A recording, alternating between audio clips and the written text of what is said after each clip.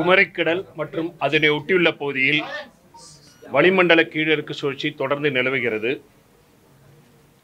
கடந்த 24 மணி நேரத்தில் 39 இடங்களில் அதி கனமழையும் 33 இடங்களில் மிக கனமழையும் 12 இடங்களில் கனமழையும் பதிவாகியுள்ளது.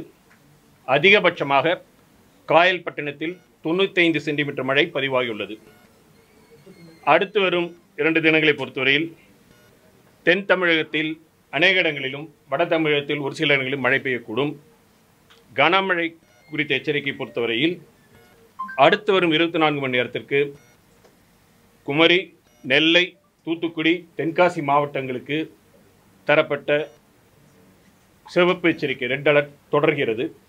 மேலும் விருதுநகர், தேனி மாவட்டங்களில் ஓரிரு இடங்களில் மிக கனமழையும், நீலகிரி, கோவை, திருப்பூர், திண்டுக்கல் மாவட்டங்களின் மலைப்பகுதிகள் மற்றும் ராமநாதபுரத்தில் ஓரிரு இடங்களில் கனமழையும் பெய்யக்கூடும்.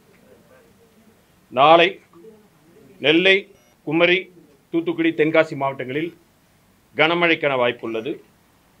மீனவர்களுக்கான எச்சரிக்கையை பொறுத்தவரையில் குமரிக்கடல், மன்னார் வளைகுடா மற்றும் தென் தமிழ் கடற்கரை பகுதிகளில் அடுத்து வரும் 2 தினங்களுக்கு பலத்த காற்றானது வீசக்கூடும் என்பதால் மீனவர்கள் இந்த பகுதிக்கு செல்ல வேண்டாம் என்று அறிவுறுத்தப்படுகிறார்கள். வடகிழக்கு பருவமழை பொறுத்தவரையில் தமிழகம், புதுவை, காரைக்கால் பகுதிகளில் கடந்த அக்டோபர் 1 முதல் இன்று வரையிலான காலகட்டத்தில் பதிவான மழையின் அளவு 44 சென்டிமீட்டர்.